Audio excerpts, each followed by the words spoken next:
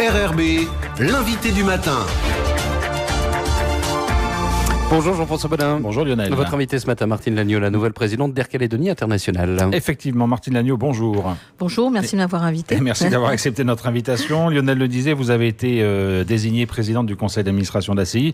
C'est une compagnie que vous connaissez puisque vous étiez déjà administratrice depuis 4 ans. Quel regard vous portez sur Air Calédonie International aujourd'hui? Est-ce que c'est une compagnie qui va bien? Alors tout d'abord, avant de parler d'Air Calédonie International, j'aimerais quand même vous rappeler, Jean-François, mon engagement. Je suis déjà première vice-présidente de la province sud en charge du tourisme, présidente du GIE Nouvelle-Calédonie Tourisme.Sud et au conseil d'administration, comme vous l'avez dit, depuis 4 ans. Ça veut dire que vous aviez une légitimité à être présidente en quelque sorte? Je dirais que ça faisait en fait un sens à ma candidature et je voulais quand même rappeler que j'étais honorée de la confiance que m'ont accordé les administrateurs.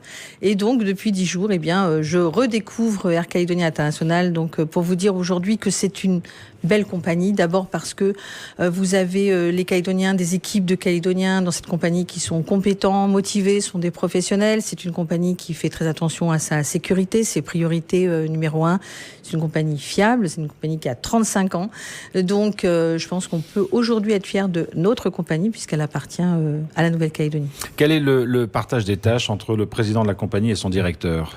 Alors le directeur bien sûr fait tout l'exécutif et ensuite donc comme je le dis, je suis le porte-parole en fait du conseil d'administration, c'est-à-dire que nous validons les stratégies, nous pouvons éventuellement peut-être impulser quelques propositions calédoniennes pour le directeur. Alors où est-ce qu'on en est sur le renouvellement de la flotte? On sait que normalement tout était bouclé, on attend les avions pour l'an prochain ou dans 2 ans maximum. Est-ce que vous allez suivre ce dossier particulièrement pour veiller à ce qu'il n'y ait pas de retard notamment? Alors oui, on le suit effectivement, gros challenge pour Air Calédonie International puisque nous devrions avoir les 2 premiers gros porteurs en 2019, les A330 Neo. Et ensuite, on devrait en avoir un A320 en 2020 et le dernier en 2021. Donc, c'est le renouvellement complet de la flotte d'Air Calédonie International. On sait qu'il y a une sorte d'impatience des Calédoniens de voir ces nouveaux avions arriver. Est-ce qu'à l'intérieur de la compagnie aussi, finalement, est-ce qu'on sent que c'est une fin de cycle qui est en train de se terminer? Alors, c'est peut-être pas une fin de cycle, c'est, je dirais, une continuité, en fait, pour Air Calédonie International. D'abord, il fallait absolument renouveler ces avions puisque les coûts d'entretien devenaient de plus en plus importants. Et de 2, des avions plus modernes demandent donc une baisse de consommation de carburant et puis un meilleur confort pour les passagers puisque ce sont des avions moins brillants. Quels sont les autres défis, parce que c'est un mandat de 6 ans que vous avez entamé, quels sont les autres défis de ce mandat selon vous? Qu'est-ce qui va être important dans les années qui viennent que vous aurez à gérer à Air Calédonie International? Alors le défi, je dirais, il est dans 2 sens. Le premier d'abord, effectivement, c'est de continuer, en tout cas pour Air Calédonie International, de trouver d'autres compagnies derrière ces destinations afin de pouvoir proposer une multiplicité d'offres aux Calédoniens. C'est ce qu'on appelle les contrats de destination, c'est ça? Alors le contrat de destination, c'est plus sur le tourisme. Là, dans un premier temps, c'est bien d'avoir le flux de passagers calédoniens et qu'on puisse proposer derrière, en fait, un maximum de compagnies pour pouvoir aller en Europe et dans le reste du monde. Ça, c'est déjà un premier challenge. Le deuxième, bien sûr, c'est de continuer le contrat de destination. Je vais vous dire un petit peu en quoi ça consiste. D'abord, Air Calin est un des gros promoteurs de ces contrats de destination puisque ça veut dire qu'il met des sièges à disposition du flux touristique entrant en Nouvelle-Calédonie. Ces contrats, c'est quoi? Des sièges, des prix, des partenaires comme les hôteliers et des prestataires de services qui, ensemble, travaillent et forment des packages pour pouvoir proposer la Nouvelle-Calédonie à des prix quelquefois raisonnables et des fois abordables. On va y revenir d'ailleurs sur cette question des prix parce qu'on sait que ça fait beaucoup réagir, notamment en Calédonie. Un mot peut-être sur les nouvelles destinations. On sait que ACI travaille depuis quelque temps à trouver pourquoi pas une destination en Asie. Où est-ce qu'on en est sur ce dossier? Quelles sont les villes privilégiées aujourd'hui? Alors l'exécutif travaille sur ces lignes. Aujourd'hui, ils vont travailler sur une possibilité d'aller soit sur la Chine, donc normalement Shanghai ou Hong Kong, ce qui permettrait là aussi aux Calédoniens de pouvoir partir sur l'Europe avec d'autres compagnies. Et ça, c'est des dossiers qui prennent énormément de temps, parce que c'est très complexe de nouer des partenariats et des contrats de ce type. Mais quand est-ce que ça pourrait déboucher? Eh bien, écoutez, je pense qu'à mon avis, le renouvellement de la flotte, ce sera pratiquement en même temps. Je pense En gros, si on veut que le travail soit bien fait, que tout le monde ait travaillé dans le sens avec la Nouvelle-Calédonie, je dirais peut-être début 2020. Est-ce que, Martine Lagneau, est-ce que le renouvellement de la flotte et les nouveaux avions qui vont arriver vont augmenter la capacité de transport d'Air Calédonie International ? Alors normalement, oui, il devrait y avoir plus de sièges. Mais là, par contre, je ne les connais pas. Parce que le but, c'est toujours d'augmenter l'arrivée de touristes en Calédonie. Et là, on prend toutes vos casquettes en même temps, celles d'Air Calin et de NCTPS et de la province. On est aujourd'hui à 120 000 arrivées par an. Le but, c'est toujours 200 000 ? Toujours 200 000. Toujours 200 000. C'est effectivement ce qui a été prévu lorsque nous avions fait nos ateliers avec le gouvernement et les 3 provinces en 2016. En 2016, c'était ce qui avait été prévu, mais quand est-ce qu'on pourrait atteindre les 200 000 aujourd'hui ? Alors moi, je dis toujours en temps vert. Je pense qu'à un certain moment, on est quand même parti de loin. Il faut savoir qu'avant 2004, aucune stratégie touristique pour le pays.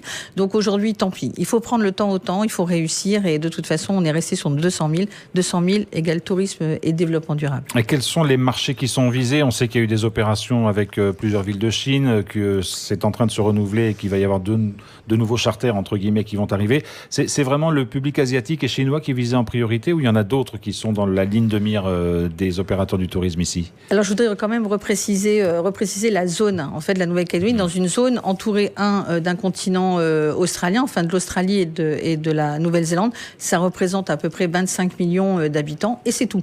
Et après, donc, le reste, si vous voulez, vous avez tout le continent asiatique avec toute cette ouverture possible. Donc oui, pour nous, aujourd'hui, il est intéressant de pouvoir attirer je dirais tout le continent asiatique, mais dans sa grandeur, quoi, parce que là, on est à plus d'1 milliard de personnes. La difficulté, c'est de trouver un équilibre entre attirer les touristes asiatiques et ne pas être envahi non plus, pardonnez-moi l'expression, mais par un tourisme de masse et dont on sait qu'il peut produire des désastres sur l'écologie, l'environnement, la durabilité, etc.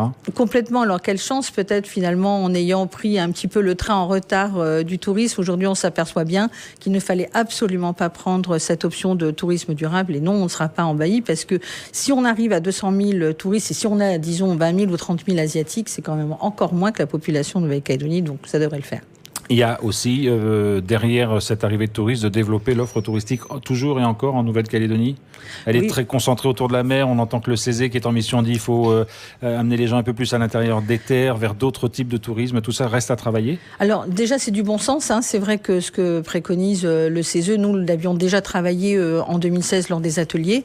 Et oui, je crois que la Nouvelle-Calédonie a autre chose que la plage et son lagon bleu. Elle a son histoire, sa culture, son authenticité. Et sincèrement, il est important aujourd'hui de le voir comme ça, de se retourner vers l'intérieur. Et c'est pour ça qu'on a 3 provinces aussi riches en fait en présentation. Et puis c'est aussi l'implication des populations. Et là, je pense qu'on est un peu pionnier. On a DEVA.